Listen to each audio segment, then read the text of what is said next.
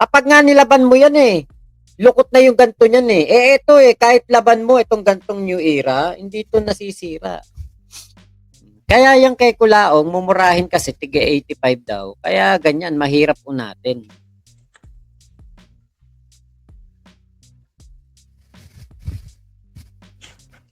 Sabi ni Riker, FLM is back! FLM forever! Thank you, Riker. God bless you, Riker. Shoutout sa'yo, Riker. Mabuhay ka, Riker.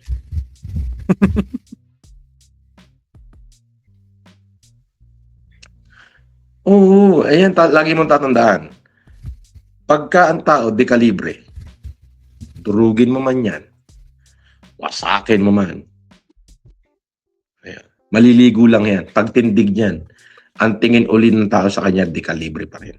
Hindi. Tingin pa rin naman namin sa'yo. Kulaong ka pa din eh.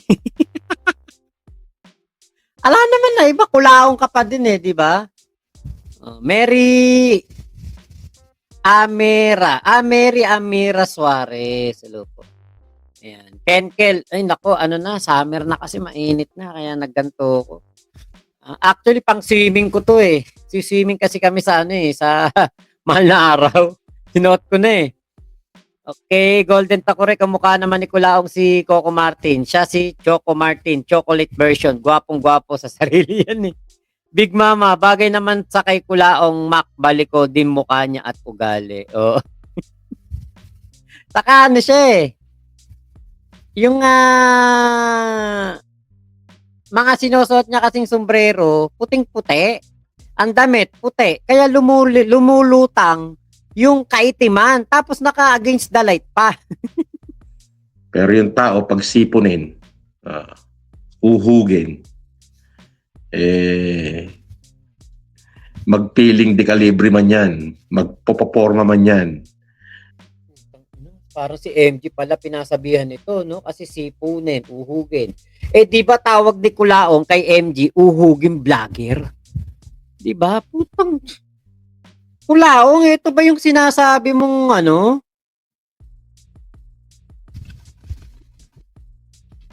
Sinasabihan mo nga uhugin vlogger? Putya, teka lang nakita ko yun eh.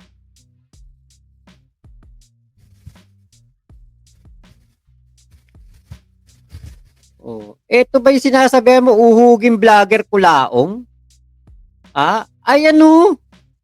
Yung anak naglalaro to sa sa pangalan nitong racetrack na to. Hindi naman to sa BRC eh. Nakalimutan ko. Biruin mo, ang anak mo makapag-ganyan. Ayan Putya, ang mahal niyan makapag kart racing. Mahal yan. Tapos kita mo yung sinasabi mong uhugin vlogger, pinagkakaguluhan sa Ilocos. Ikaw ba, pag naglakad ka dyan, pagkakaguluhan ka? Hindi. Kita mo, daming ka hombre ni MG dyan. Yan ba yung uhugin vlogger na sinasabi mo?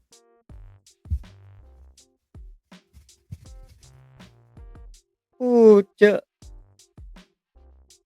Kung ganyan ang uhugin vlogger Kulaong, ang sarap pala maging uhugin vlogger. Ito matindi. Ayan Putya. Nasa Tito Bonito Singsons Car Garage in Bigan. Si MG. Ikaw ba Kulaong, meron ka bang naipakitang ganito man lang na pag-aari ng tsuhin mo? Wala. Puro pala isdaan na sinasabi mo, hituan. Ito, putya Ferrari. Tapos dito, Ferrari pa rin. Ito, to? Alfa Romeo yata to, tong kotsin to. Ito, Dodge. Putya. Tindi. Ito yung pangalan nitong kotsin to, nakalimutan ko. Putya. Sa pamilya pa lang eh, walang-wala ka na kulaong eh. Mini, ayun, Mini Cooper. Ito Mercedes oh. Mga old school na Mercedes. Ito Chevrolet. Oh, yan ba yung sinasabi mo kulaong? Ay, putya, may harang pala. Yan ba yung sinasabi mo kulaong na sipunin, uhugin? Oh, ang sarap ng buhay. Oh, pa-chill-chill lang. Kasama pamilya. Oh. Ito, puro sports car yung dala nila dyan. Ito, Wrangler Jeep. Oh, ito, Lexus. Ito, Dodge Challenger yata to. Puro sports car. Dala nila, Supra. Supra yata to. Ito, Porsche. Lang niya ako laong yung sinasabihan mo na. Yung sinasabihan mo na mga uhugin at mga kakaining itik. Living the life of luxury. Yan ang luxury talaga, kulaong oh. Ano sa'yo, bulok na E150, tapos ngayon, hiram na Previa. Oh. Pucha, kulaong. Wala kang ganyang kulaong, nako. Nakakahiya ka. Oh. Ito yung naalala nyo no nung nagpunta sa farm si La MG, yung nag-live siya. Oh, may swimming pool pa yung farm oh. Oh, maliit na swimming pool oh. Oh, kubeta pa lang kulaong pang mayaman na. Oh. Ay, pucha, talong-talo si Kulaong dito. Nung nakaraan, ano pa lang to eh. Parang wala pa tong palatada eh. Wala pang finishing eh. Oh. Ngayon eh, ang ganda na oh. Oh, eto sasakyan ni MG. Kulaong. Oh. Ikaw, nanghihiram ka lang ng ng jeep. Eto si MG, kanya talaga oh. Swimming pool pa to. Naku po, Kulaong. Walang-wala ka talaga kay MG. Tapos ikaw wala kang asawa. Alang sa'yo, walang nag-aasikaso sa'yo. Meron ka walker.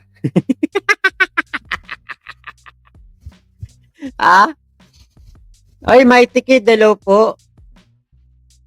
Kuya Elmer, sa Italy yata yan, Boss Mac. Alin na sa Italy? Okay, yung ibang proud fairy niyan, sinuot ng puti, pagubad kulay kaki na, naglilibag yung mga kwelyo.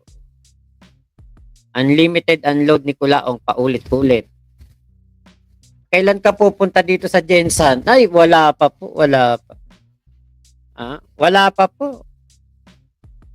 Wala pang sinasabi. Saka baka nga hindi na ako pumunta dyan eh. Kasi baka lang naman ako dun. Kumbaga parang saling pusa lang ako dun eh. Kuya Jihoy Kulaong, lumapit ka kung gusto mo kitang tadyakan, hindi kita sasawayin. Alam na alam mo namang kita'y titirisin. Alam na alam mo namang kita'y pipitikin. Kanta ko kay Kulaong. Okay, Golden Takore, mahilig kasi siya mag-underestimate ng kaaway. Piling Panginoon kasi. Pero ngayon, nagpapaawa siya sa mga OFW kasi wala na siyang panggasto sa mga kalayawan niya. Pangbayad, walker, sugal, ispakol. Dagdag may ispakol. Ganda ng mansion ni MG. Tapos si Kulaong niyayabang Sheraton kasi sinuka na sa Green Meadows at Legrand. Hindi. Yung Green Meadows at Legrand, di naman kanya yun. Daveson, actually kahit kami na malayo na sa lineage sa Lopez, masasabi ko talagang mayaman talaga ang mga Lopez na kilala ko sa Iloilo. Pucha, biruin mo yung sinasabihan mo ng ayun na pinagkakagulo sa vegan.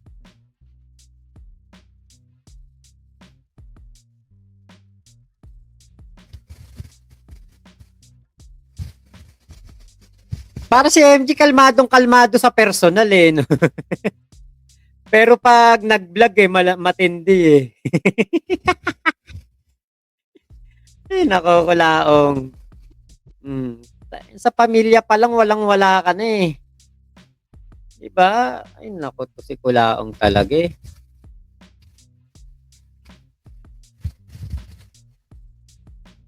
Dito, ayan oh, nagkakagulo no. Ay nako, Kulaong. Kaya ka nasosoplak ni MG. Yung mga pinagsasabi mo, sipunin, uhugin. Eh, ikaw yung nagmukhang sipunin at uhugin eh. Ang tingin pa rin ng tao sa kanila, uhugin pa rin. Ah, Paano kaya nangyari na tingin ng tao kay MG, uhugin eh, ikaw nga tong nagmukhang uhugin. Matagal pa yun. Ano pa yata? July, August pa yata yun. Hindi pa ngayong buwan.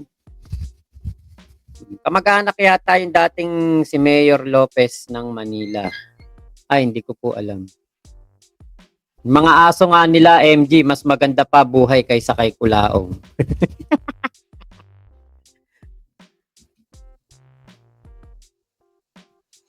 aray ko, sabi ni Michael Ricafort, aray ko.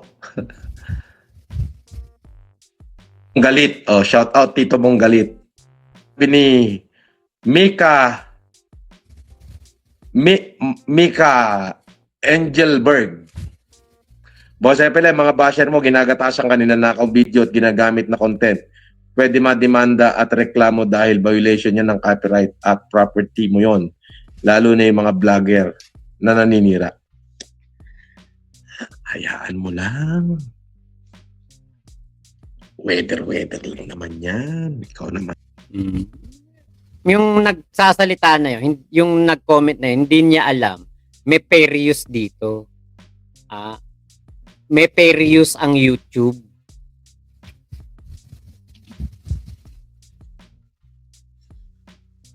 Rolando de la Paz, hello po. Boss FLM, nagpakilala po na kamag-anak mo, Dershai Marcos. Paki-confirm naman po kung totoo. Thanks po. Hindi ko yan kilala. Wala akong kamag-anak na Dershai Marcos. Okay? Hindi ko yan kilala. Wala ka namang kilala eh. Puro ka naman walang kilala. Ingat kayo ha, baka mambubudol yan. Hindi. Siguro ikaw lang naman. Ingat. Ikaw lang naman yung Marcos na nambubudol eh. Sabi ni Tustin, bakit mo minumute yung mga basher mo? O di pati ikaw, mute na rin kita. O, hindi naman kita kailangan dito eh.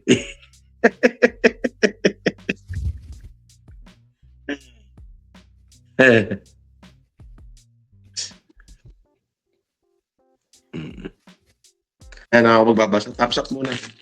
Thumbs up. Gusto niyo bang makakita ng Viva Max ngayon? Pagsayawin natin. Sino makakita? Sabihin niyo lang. Magubo ka. Tapos sayaw ka dito sa likod ko. Yan ang normal. Ayan na naman kayo, Honey Asia. Daming nakatanghod na basher, haha. Yan ang normal, di ba? Mix Vlog, tamsakban. Oh, shout out kay Ami Mix Vlog. Ayan mga Misogynist talaga to si Kulaong eh, no? Saka ano talaga siya, yung wala siyang galang sa babae. Kumbaga, para sa kanya, ang babae is palamuti lamang, utusan, pwedeng babuyin, daguhin, anytime.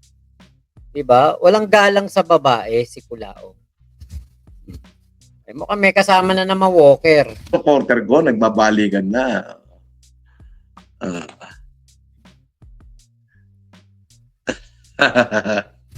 Ano, 0-0 Gambler. Ano lang, 2 piece lang. Sayo ka dito, dali. Ayan. O, dadagdagan ko budget mo.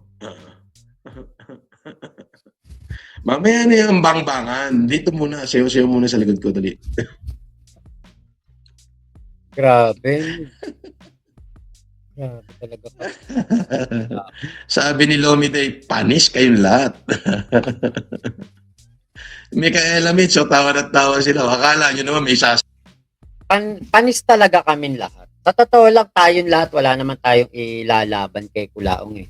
Kung padamihan ng kaso at taon na nakulong, pahabaan ng taon na nakulong, panis talaga tayo kay Kulaong. Wala tayong panlaban dyan. sayaw. Wala. Si Casper lang yun. Si Casper lang yun. Alam mo, Kulaong, kahit si Casper lang yun, pero ang inaano mo, babae, hindi magandang biro. Pang-asar lang ba?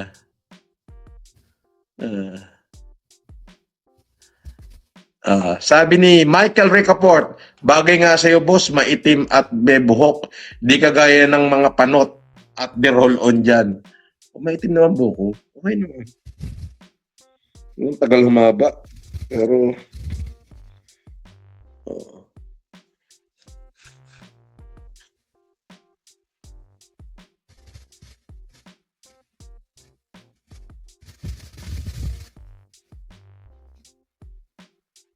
Kahit joke, it's in bad taste. Tama ka, Sir Mac. Grabe yung pagka-misogynist niya. Tapos tuwan-tuwa pa yung mga supporters niya. Yun nga eh. Booking ka na, Kulaong. Kayo ni Alex, wag ka na magkunwari. O, yun. Hayaan mo na, Boss Mac. Ganyan talaga pag mukhang bayag. Ako. Cringe-worthy talaga tong si Norman eh. Sanay sa Walker yan eh. Hindi kasi nahahawa ng HIV. COVID nga, naduwag sa kanya eh. Ay, sige. Lagay mo muna dyan, Kuya Henry. Ano ba pulutan? Yan yung proud yung mga teachers at anak niya. Babae pa man din ang anak niya, Ravenclaw. Yun. Sama mo si Alex, pasayawin mo, Kulaong. Pareho kayong kanor, mang kanor. Yan ang walang galang sa babae nga. Sus, Kulaong. Sino sasayaw sa likod mo? Si Casper? Kay pati ikaw mute na din kita. Hahaha, natawa talaga ako sa kanya. Hi, mag-like naman daw po kayo. Pa-like naman ang ating live. Thank you po sa magla-like. Doon sa hindi magla-like, sana maging kamukha nyo si Kalaong bukas.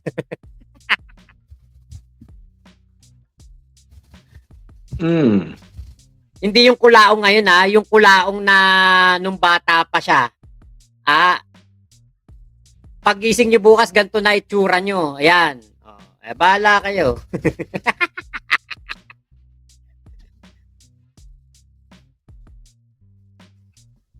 inggit ka. Mag-submit ka rin. Pakita mo rin mukha mo. Sabi ni Gloria, nakikilala ko ang FLM nung panahon ng pandemic. Tinuladang bigas at kalabasa at maraming natulungan. Pero bakit maraming nagagalit? God bless us all. Sabi ni Gloria. Putya. Kanina nga lang narinig, eto nga yung sinasabi ni Kulaong, Yes. Boss? Yes po. Opo, eto po. Nagagawaan na po sila ngayon. Good. Very good. Opo, naka-live sila tapos mga nagagawaan na yung iba ng ano. I-upload nila yung video na yun. Oo. Inaano na nila, boss. Bukas nag-build po yung video. Alin, boss? Choppy ka? Kailangan bukas pagka binyo, tinignan ko, marami na extra sa karat na. I-extra, i-check sa video rin kung saan galing ang pera niyan. Oo, May boss. balita pa na ultimo yata yung pambayad ng bigas at saka ng kalabasa ng May 19, kinuha nila. So, ganun. Ano ko? Boss, wag yun. Yun, kasi gagamitin namin yun ni Atty. Johnny. Sige. di ba? Nung panahon ng pandemya, si Kulaong walang pambayad sa kalabasa. Walang pambayad sa utang sa bigas saka sa kalabasa. Kaya ang pinalabas niya, ninakaw daw ng mga NBI yung pera niya.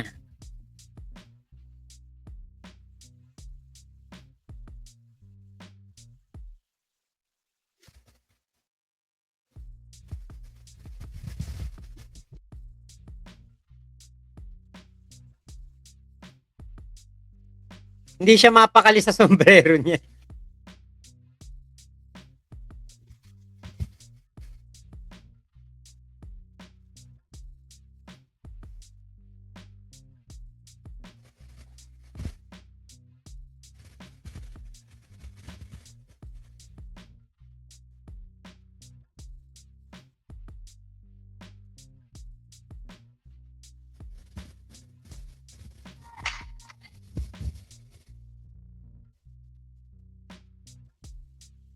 Ay, putya. Teka, mali pala. Teka. Ayun, eto. Hindi ko na ano pala. Na si Patrick Paulo, OFW sa UAE. To have you back, boss. King ina ninyong mga basher, mga unggoy. Sabi ni Riker. Bakit naman nakabanga? Anyway, shout out Patrick Paulo ha. Ingat ka. May gera dyan sa Middle East. Lagi mag-iingat kung may bunker dyan. Pag may narinig kang wangwang na sirena, tago na agad sa bunker ha. Thank you Riker, mabuhay ka. Shout out yan ha kay Patrick Paulo na nasa UAE ngayon. Sabi ni Riker 0917. Idol, nang dahil sa'yo na-expose mo kung gaano kawalang kwenta ang justice system sa Pilipinas. Ginawa ka nilang panakitbutas sa flood control at 18 marine issue. Napakatikas at tapang mo nung press con. Believe kami. Yun na lang kung meron sa akin. Yung prinsipyo. Putong prinsipyo. Anong prinsipyo? Maraming salamat po. Puta, sino yung nag-comment na yun na sasabihin ganon? Na kaya inilabas si Kulaong para panakipbutas sa sa flood control. Katarantaduhan yun. Pinagsasabi niyang gagong yun. Gag talaga no? Alam niyo, totoo yan merong naglabas niyang issue na yan, na kaya daw itinaon na si Kulaong ay hinuli ng CIDG noong February 24 ay dahil daw po etong 18X Marines ay lalabas. Sabayan nagkasabayan Ngayon, mas marami pang pumatok pa tong trending pa talaga tong tong kay Kulaong. Nag-trending talaga yung kay Kulaong kaysa yung sa iba pa. Natabunan yung 18X Marines. Kaya yan yung sinasabi nila Thank you po sa pagtitiwala. So maraming salamat po Ingat po kayo. Nasaan mang panig kayo ng mundo. Mama chup chup. Love you. God bless us all. Pilipinas. God first.